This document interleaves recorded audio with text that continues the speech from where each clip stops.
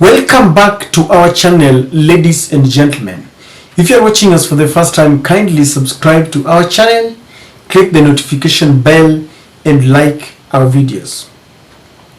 The prevailing conversation that is grabbing headlines in the Kenyan media revolves around the scandals that are bedeviling the Kenya Kwanza regime and the looming high taxation that they want to impose on Kenyans. And I want us to look at these taxes because they just don't run away from us. This is because the Uda regime, before they came to power, had campaigned on a golden platform, and they assured the Kenyan citizens that they had a plan to ensure that they reduced the high cost of living.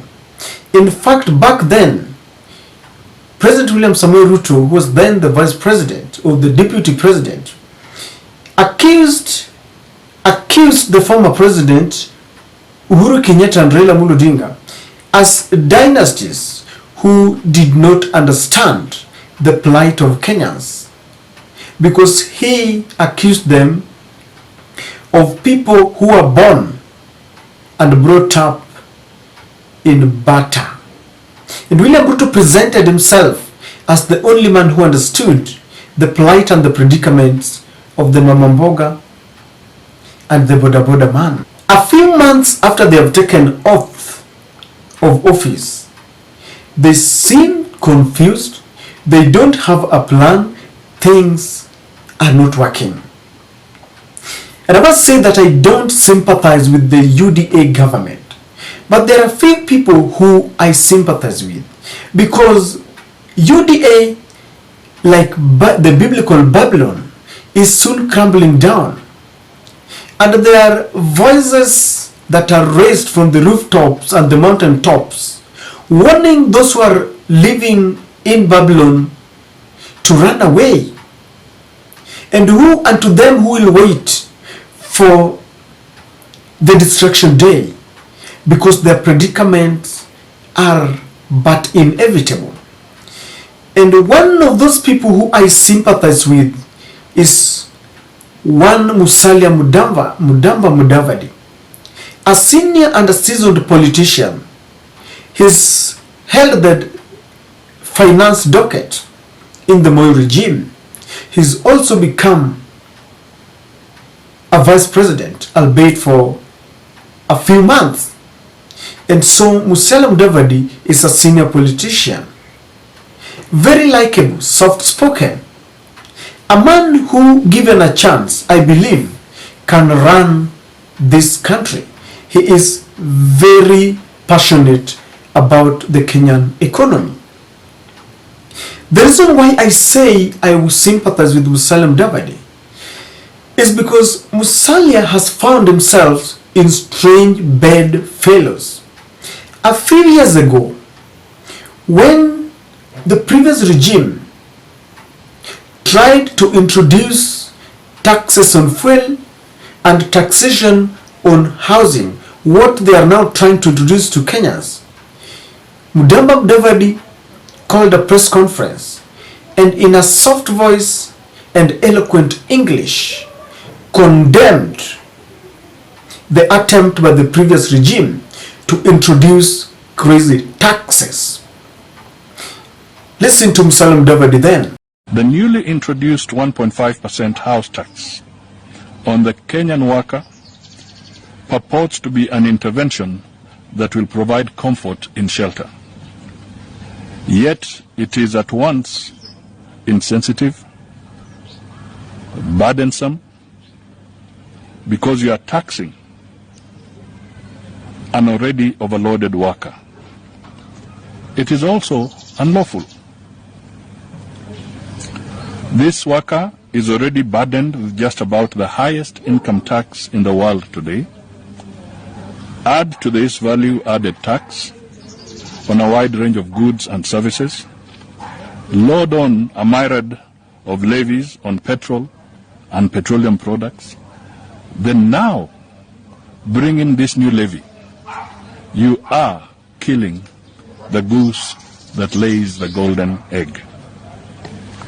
Kenyans, if this government is truly committed to affordable housing, it must make it possible for Kenyans to build houses affordably on their own. Now today, he has made a U-turn and he is defending something that when you look at their countenance, you will realize that some of these people do not have a choice. They are only defending it because there's nothing they can do.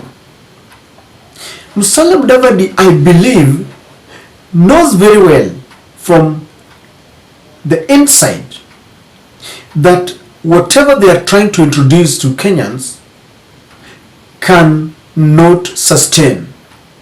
Because according to Musalia Mudavadi, overtaxation to citizens who are already choked, he likened it to killing that goose that lays a golden egg. And so today, when I listen to our brother Musalia Mudavadi, it is not only Musalia Mudavadi who has made this sharp U-turn. Ndindi Nyoro, Kimani Ichung'wah, Rigathi Gachagua, and even Ruto himself ganged up against such bill, and they condemned Uhuru Kenyatta as someone who had detached himself from the reality of the hustlers. Listen to William Ruto talking about taxation and levies on fuel. Mimi nataka niwaambie hii mafuta inaongezwa usiku na mchana. Mimi nataka niwaeleze ya kwamba these people don't understand the damage they are doing to the people and the economy of Kenya. Kwa hii taxes wanaongeza usiku na mchana. Na mimi nataka niwaulize watu wa hapa Manga, tafadhali, mkiona tumesimama hapa mbele yenu, tunawaambia ya kwamba tutengeneze hiyo serikali inakuja ambayo inaelewa lugha ya mwananchi wa kawaida. Watu wa Manga, mko tayari? And you will understand what I mean. And a few years down the line, the hypocrisy and the doublespeak in this government is only but overwhelming. What has really changed? What has really changed? Ladies and gentlemen, Musalia Mudavadi must run away from this government if his political ambitions are to be realized. Because from where I sit, all the hypocrisy, all the lies that were peddled during the campaign have all been laid naked, and the hustler nation has now uncovered the truth. Uhuru Kenyatta warned them long time ago about this regime, and he told them that within no time, sooner than soonest, they will regret. And I have seen them crying out for help. Some of them are saying, Afadhali Uhuru Kenyatta. Raila Odinga seems to be sitting back. Of course, many people are saying that maybe Raila is being compromised. Why did he suspend the mass actions and the demonstrations? And I'm one of them who believes that we should have continued with the demonstrations.